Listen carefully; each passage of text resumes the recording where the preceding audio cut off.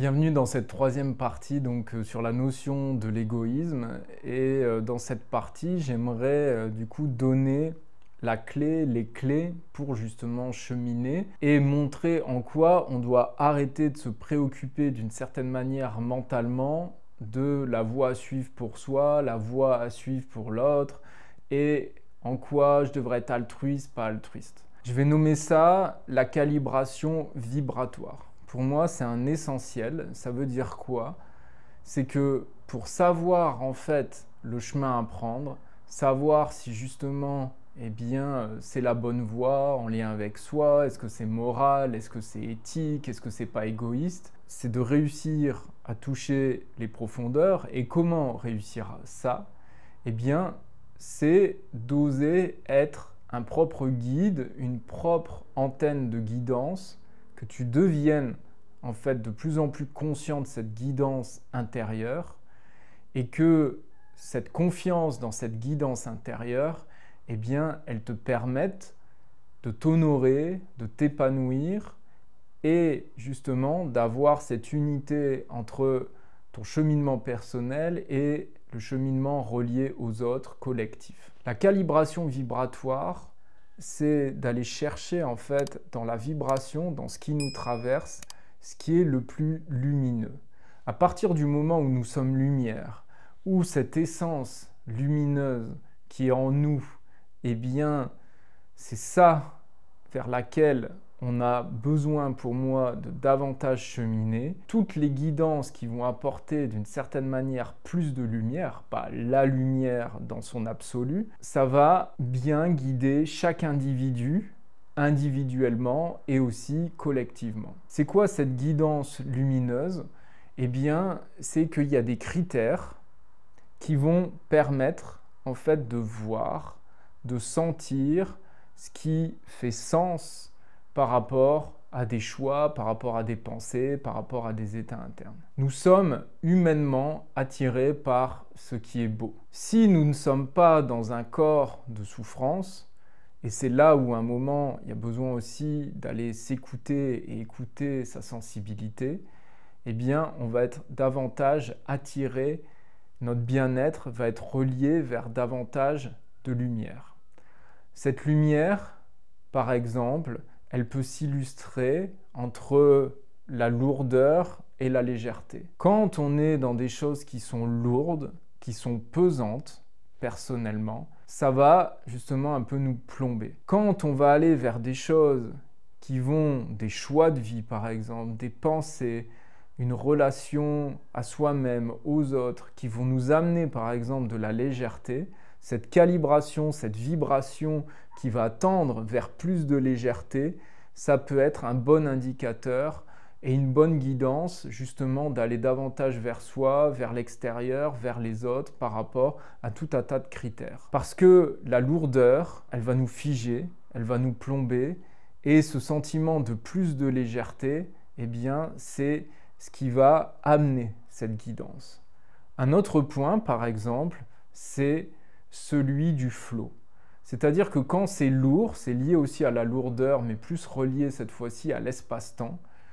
Quand on s'ennuie, le temps est très lent, c'est très dense. Quand au contraire, on s'amuse, on est dans une forme de joie, le temps passe beaucoup plus vite. Et ça, c'est ce qu'on peut avoir avec le flow. L'expérience du flow, c'est aussi cette expérience parfois optimale d'être dans quelque chose où tu te sens bien dans tes compétences, tu es au bon endroit, tu es en train peut-être d'échanger avec les bonnes personnes. Il y a cette notion de fluidité. Cette fluidité, c'est le temps passe assez vite, il peut y avoir des difficultés, mais je trouve des choses à ouvrir, des passages, et je me sens bien dans ce que je vis. Il y a cette fluidité, ce flow, cette fluidité. À l'inverse, quand ça accroche, quand c'est lourd, quand c'est lent, quand c'est long, cette vibration, elle ne va pas nous aider. Cette vibration va nous montrer un non-chemin, peut-être une voie sans issue. Donc ce que je veux dire par là, il y a beaucoup de critères de cette vibration qui vont nous donner justement la marche à suivre. je t'invite à télécharger le guide justement de cette calibration vibratoire qui peut justement permettre de voir dans mon modèle eh bien, quel type de sensation, quel type peut-être d'émotion, de pensée eh bien, va justement t'apporter une plus grande ouverture, une plus grande légèreté et plus de lumière à travers ton choix et ton cheminement. Et pour utiliser ces éléments, c'est important de se relier dans sa globalité. Cette lumière, elle a besoin de se passer ici, ici, ici, autour de moi. J'ai besoin d'être relié pour toucher cette globalité. Parce que justement, ça ne peut pas être une partie. L'idée, c'est d'englober de plus en plus de parties dans cette écoute de soi, dans cette reliance à soi.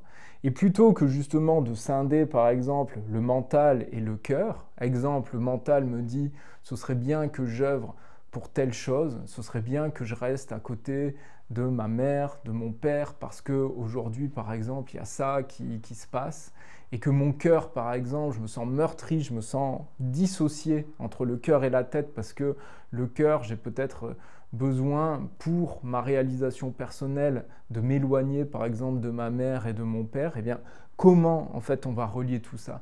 Et l'idée en fait c'est de relier ces trois cerveaux, c'est d'avoir cette reliance. Je t'invite pour cela aussi à aller chercher les ressources par rapport à cette union, cette unité, cette globalité, notamment à travers la méditation. Et dans cette unité et dans cette quête de lumière, eh bien, je fais confiance en fait à cette lumière. C'est-à-dire que le cerveau humain est trop limité par rapport à cette guidance d'âme, d'essence, de reliance entre soi et le monde.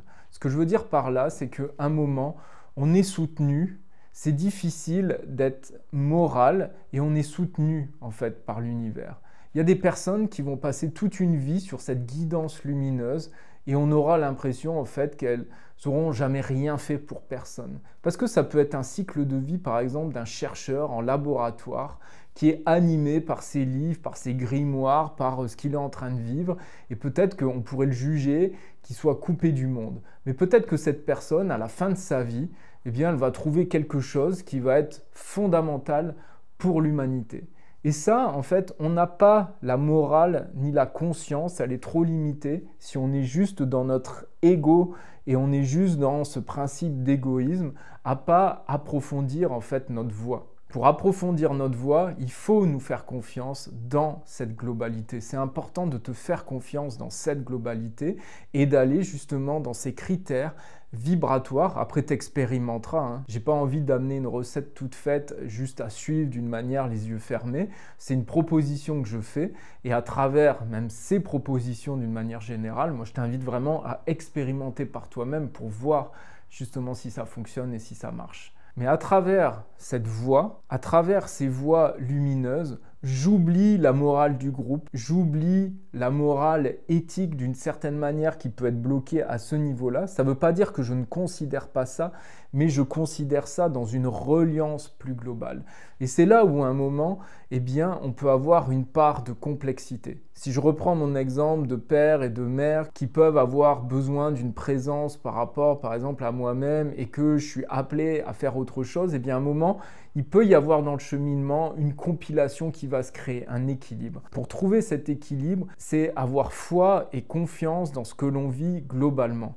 Et notre base vibratoire lumineuse d'épanouissement l'est pleinement.